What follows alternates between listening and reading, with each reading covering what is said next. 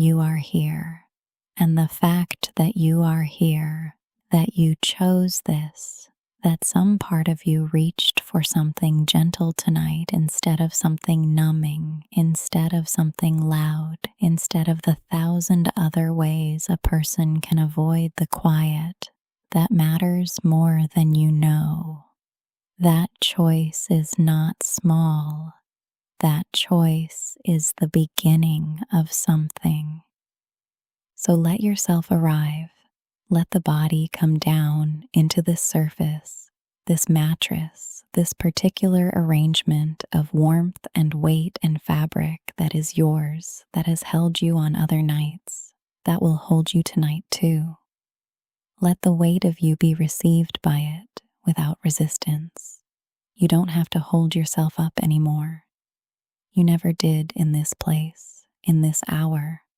But sometimes we forget that the night gives us permission to put things down. Tonight, you have permission.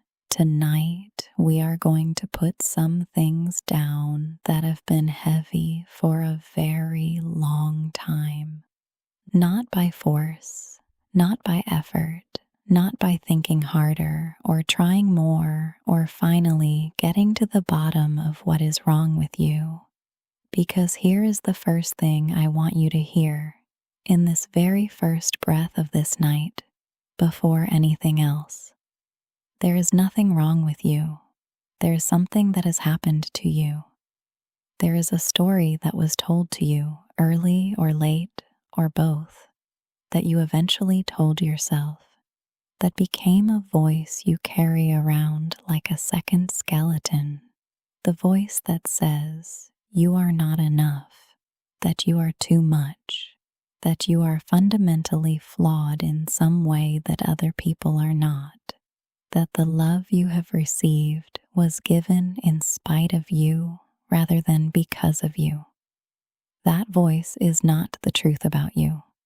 That voice is not yours. And tonight we are going to begin to lay it down. Just begin. That's all tonight is. A beginning. The most important beginning. Let's start with the breath. The breath is always the safest place to start because it is always available, always already happening, always doing its faithful work regardless of what the mind is doing or what the voice is saying. Feel the breath now. Not controlling it, not making it something different from what it already is, just noticing it, the slight lift of the chest, the gentle rise of the belly, the small, real pause at the top of the inhale before the exhale begins, and then the release, the long, soft, automatic release of air that the body knows how to do without your instruction, has always known how to do, has been doing since the first moment you were placed in this world. You have been breathing since before you had a self to be ashamed of. The breath doesn't know shame. The breath doesn't hesitate. It just goes in and out. Accepting everything, refusing nothing, making room with every exhale for the next thing that needs to come in. Let it teach you something right now, this breath. Let the automatic faithfulness of it be a small permission to be faithful to yourself. Now let the body begin to settle. The feet first, let them spread and release. The toes uncurling, the arches softening, the careful architecture of the foot relaxing into something loose and warm. The ankles roll slightly, settling into their most natural position. The calves release their day, all the standing, all the moving, all the bracing. The knees loosen. The thighs release the held tension they've been carrying, the subtle clenching of a body that has been bracing for impact, preparing for some judgment that may or may not be coming, but that the nervous system treats as constant and imminent.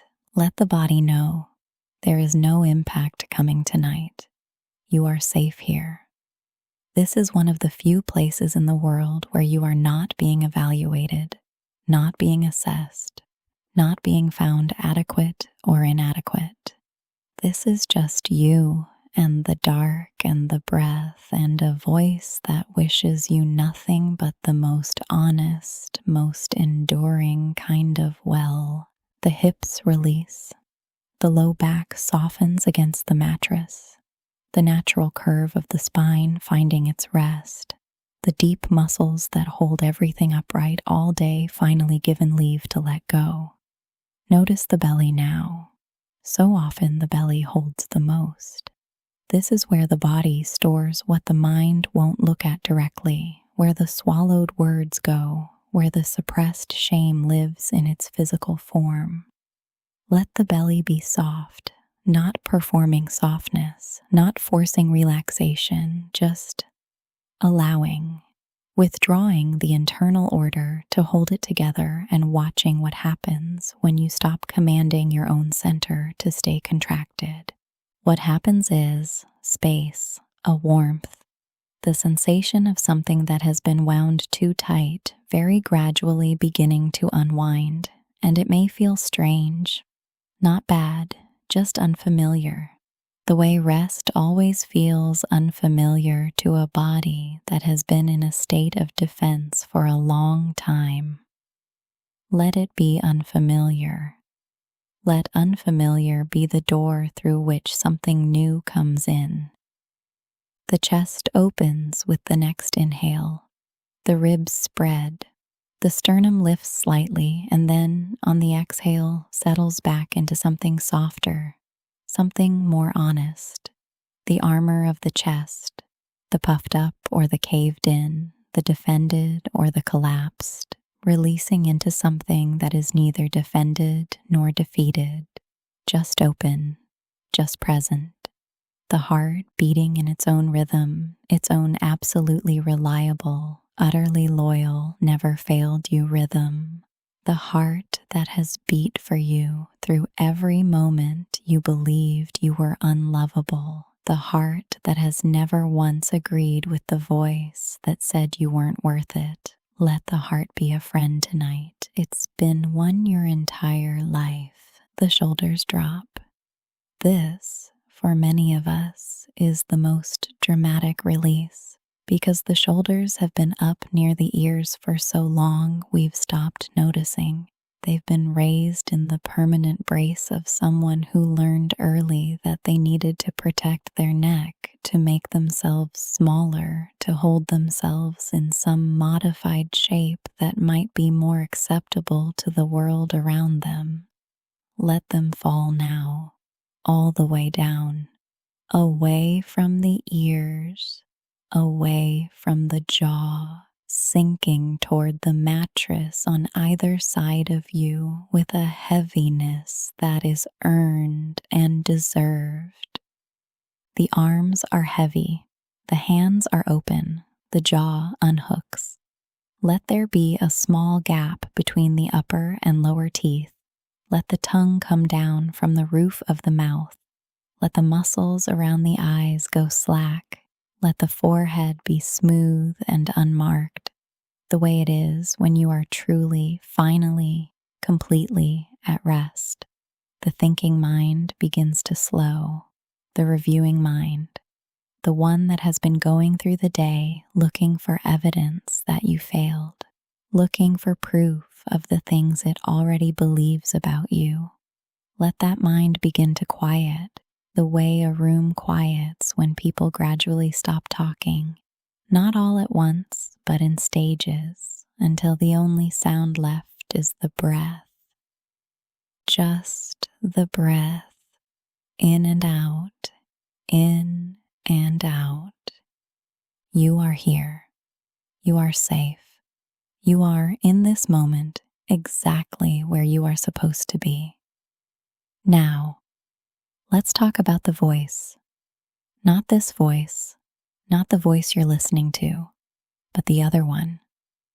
The one that has been your most constant companion. The one that has been in every room you've ever been in, the one that narrates your experience with a commentary track that nobody else can hear.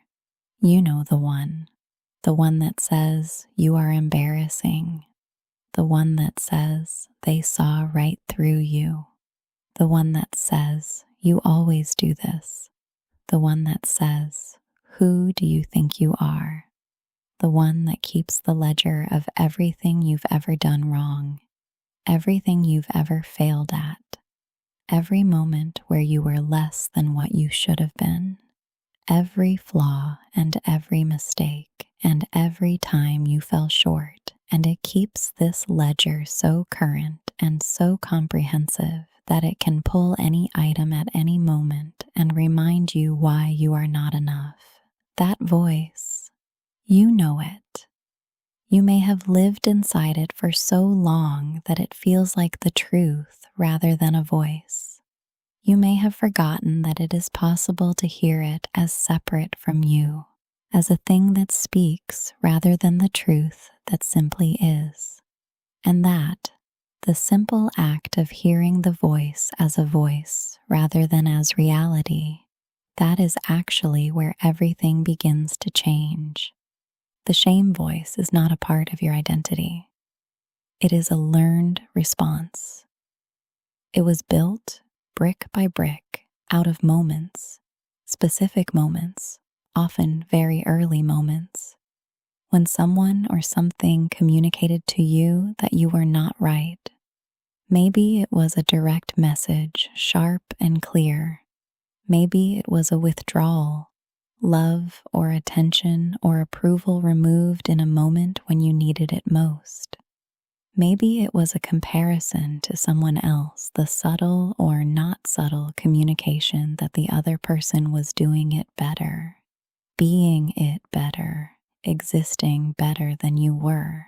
Maybe it was simply the accumulated weight of a world that moves very fast and loves very conditionally and rarely pauses to tell a child or a young person or a person of any age that they are intrinsically, inherently, unconditionally enough. You received that message somewhere. You learned shame the way you learned language, by immersion, by repetition, by the responses of the people around you.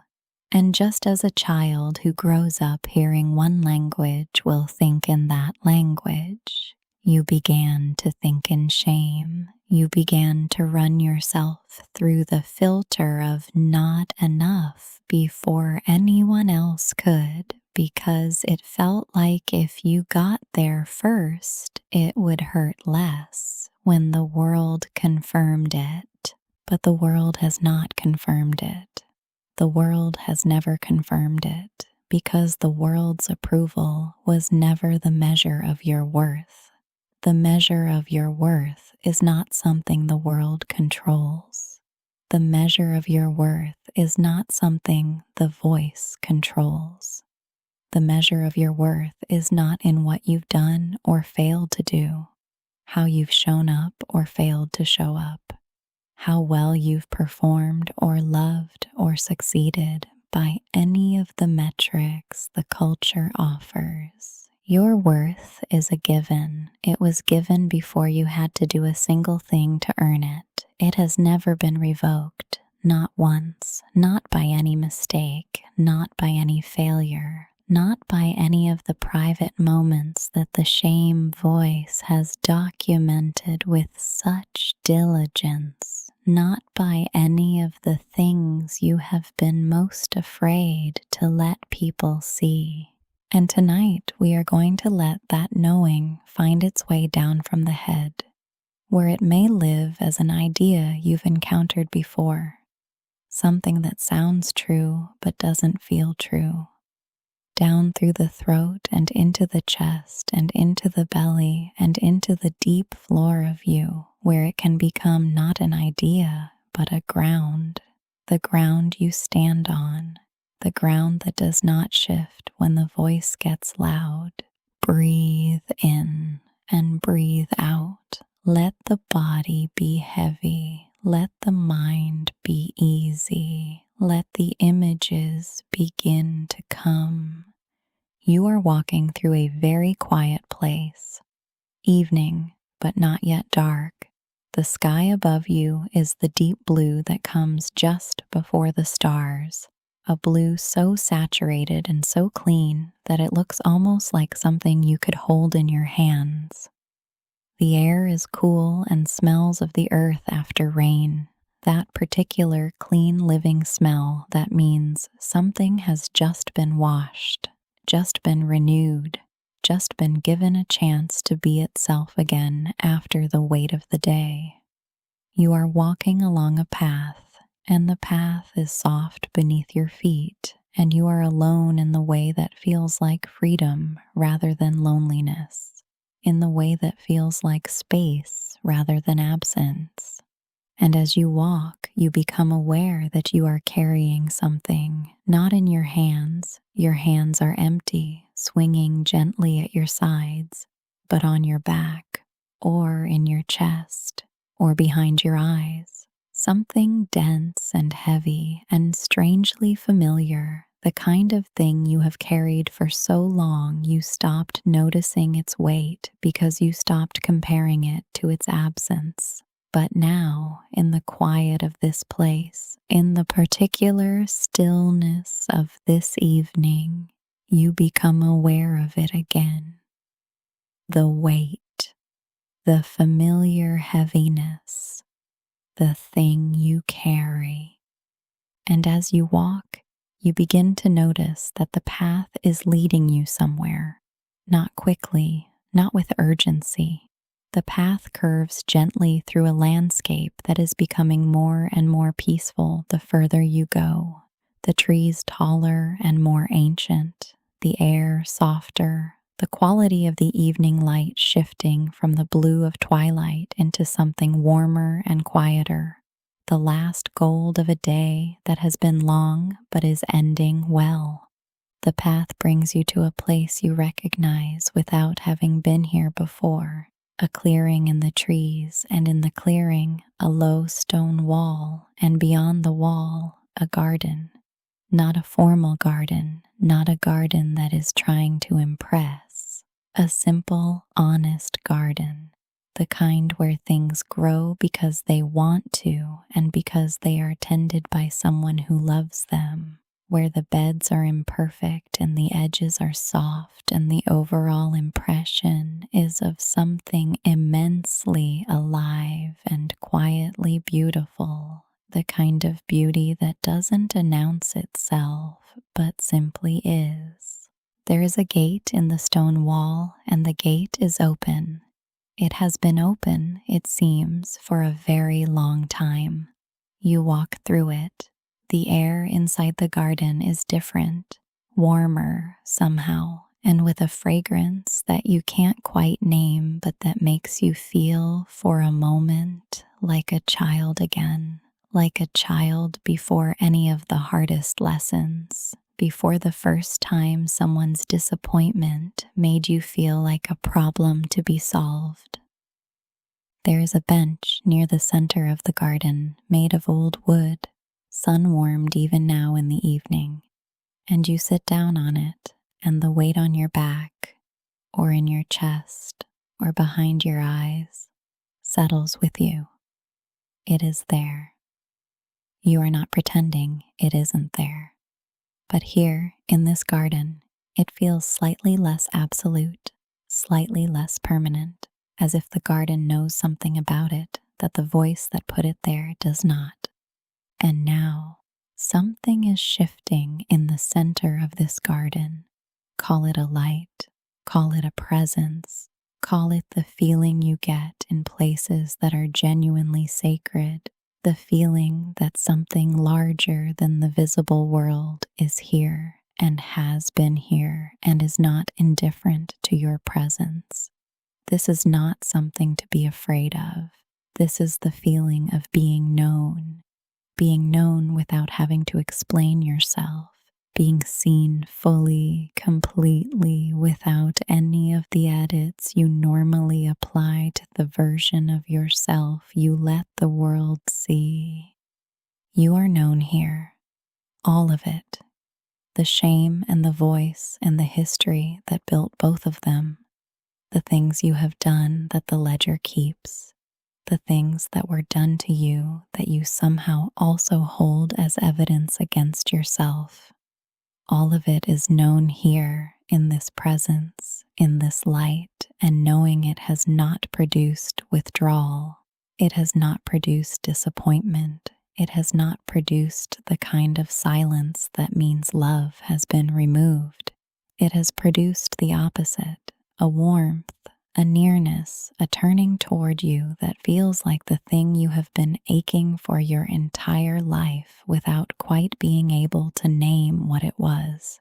You are loved here, completely, right now, in this exact configuration of who you are, with all the things the voice has cataloged, with all the ways you have been less than what you wished you could be.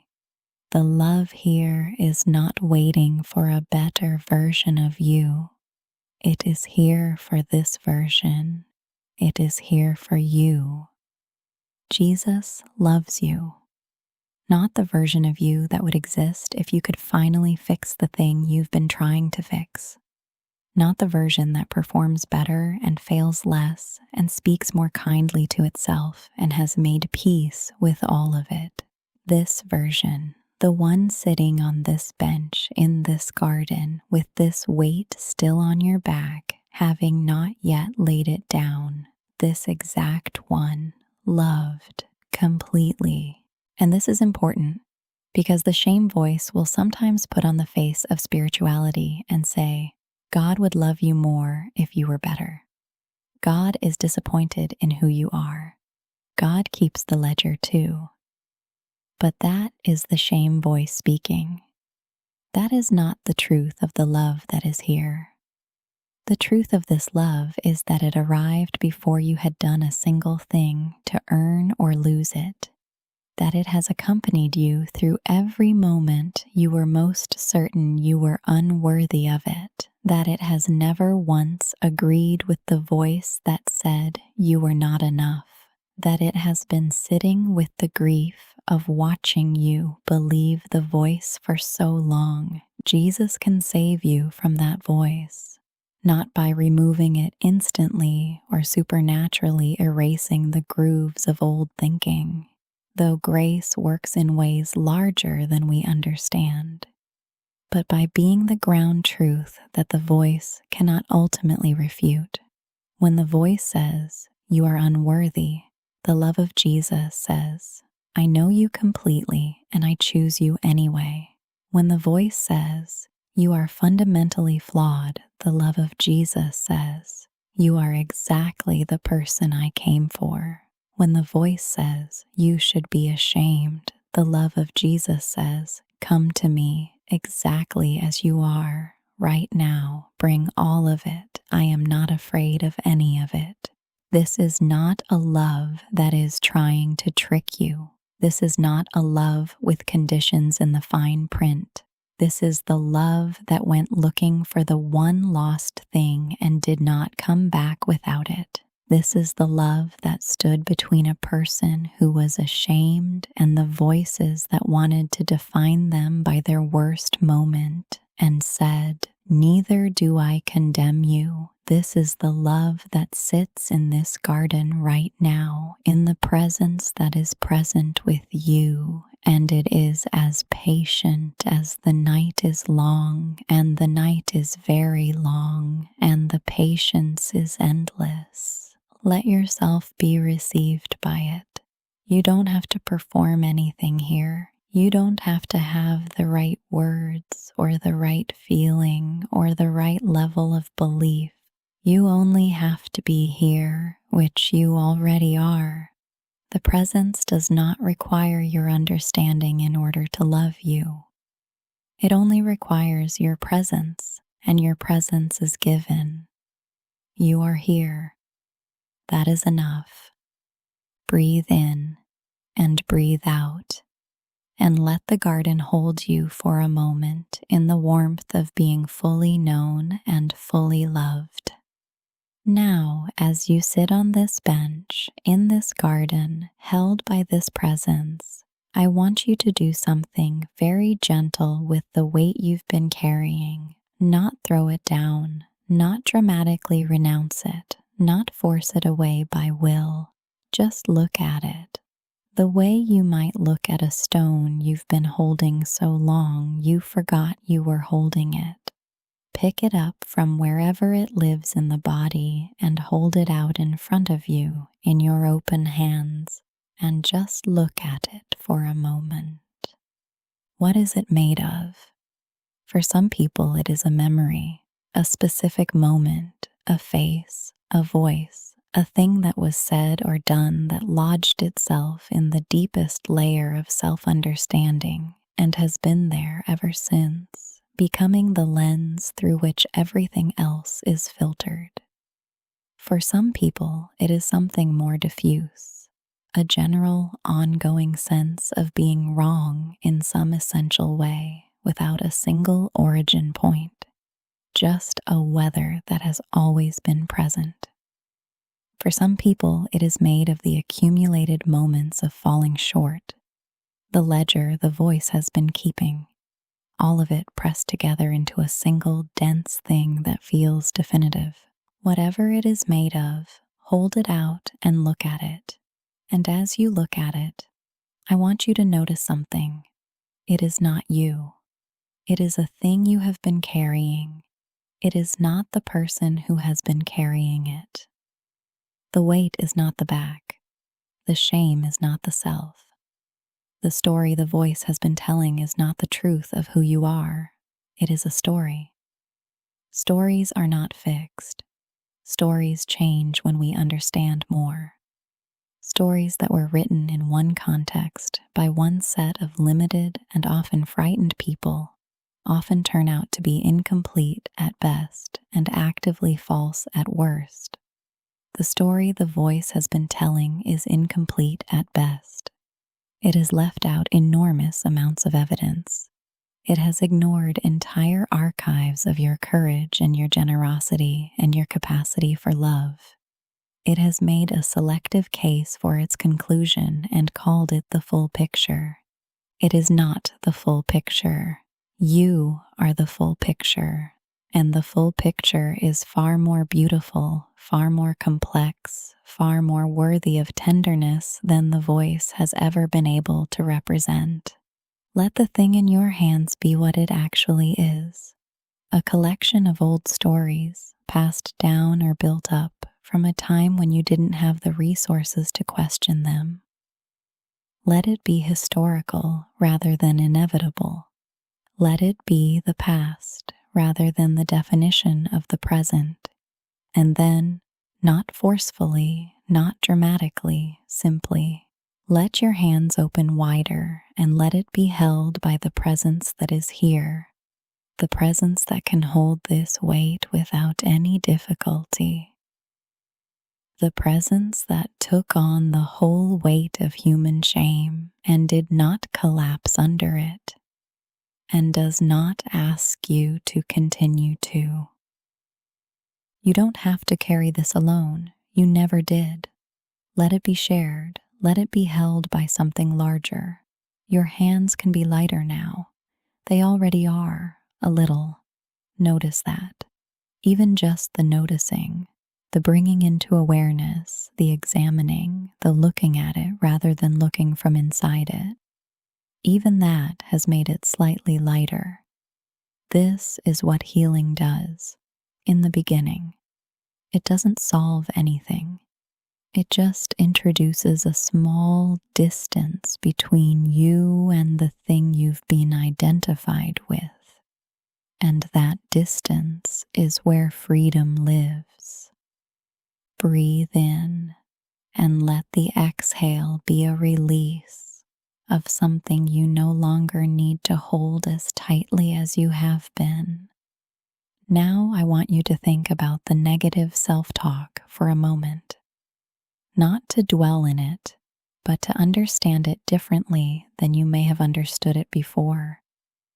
The voice that says unkind things to you, the one that calls you stupid or weak or pathetic or unlovable or any of the specific words it uses for you, the words that are perhaps different from the words it uses for other people because it learned exactly which words would land most effectively with you. That voice was, at some point, someone else's voice, or the voice of a culture, or the voice of a system that needed you to be small. It was not native to you. You did not come into the world speaking to yourself that way.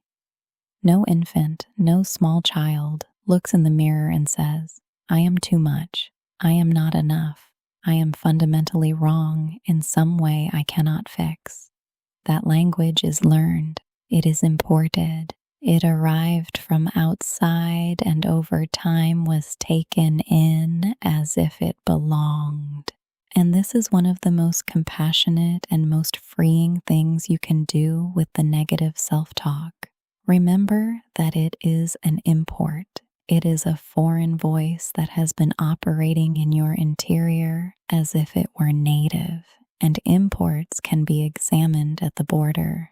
They can be looked at and evaluated. You can pick up the thing the voice is saying and ask, is this actually true? Where did this come from? Who said this first? Who benefited from me believing this? Does the evidence actually support this, or has the voice been very selective about which evidence it presents? This is not about dismissing every critical thought. Not every piece of critical self-reflection is shame, and there is a difference between honest accountability and the punishing repetition of a voice that is not oriented toward your growth, but toward your immobility. Accountability says, I did this and I want to do better. Shame says, I am this and I am stuck. Accountability is useful. Shame is not. Shame never produced a single genuine improvement in a single person. It produces performance. It produces hiding. It produces the exhausting effort of managing the gap between who you are and who you believe you should be, but it does not produce growth. Growth comes from compassion, from curiosity, from the kind of honest and gentle self-examination that is only possible when you are not simultaneously attacking yourself for what you find. So tonight, in this garden, in this warmth, held by a love that is not waiting for you to fix anything before it extends itself fully to you, tonight you can begin to practice the different way. Not perfectly, not completely, just begin. The way every new thing begins, imperfectly, haltingly, with much of the old habit still present, but with a thread of something new woven in. The new thread is this: I am allowed to speak to myself with kindness, not because I have earned it, not because I have arrived at sufficient worthiness, but because I am a person and people deserve kindness, and I am not the exception to that. The voice that has insisted I am the exception is the voice that is not telling the truth. I am not the exception. I deserve the same basic tenderness I would extend without hesitation to any other person who was suffering the way I sometimes suffer. Say it to yourself now in whatever way feels honest, even if it doesn't yet feel true. I am allowed to speak kindly to myself. I don't have to agree with the voice. The voice is not the truth about me. The truth about me is something larger, something more patient, something that has been waiting to be heard under the noise of that voice for a very long time.